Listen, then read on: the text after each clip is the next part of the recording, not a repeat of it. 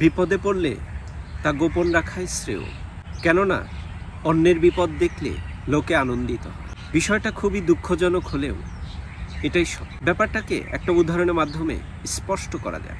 একজন ব্যবসায়ী ছিলেন খুবই বুদ্ধিমান।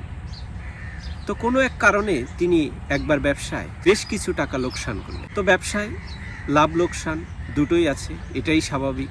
তার একটি মাত্র পুত্র ছিল, সেও বাবার সাথে ব্যবসা করত। একদিন তিনি তার পুত্রকে ডেকে বললেন, দেখো বাবা, ব্যবসায় লোকসান করেছি বলে ভেঙে পড়ো না, এ কথা কাউকে বলতেও যেও না।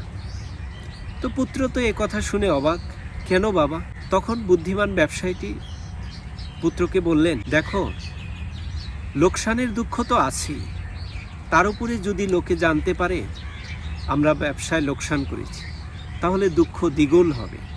ক্ষতির দুঃখ তো আছেই, তার উপরে লোকে জানলে আমাদের নিয়ে হাসি ঠাট্টা করবে, নানা রকম উপহাস করবে, তখন সেই দুঃখ সহ্য করা আরও বড় কঠিন হবে।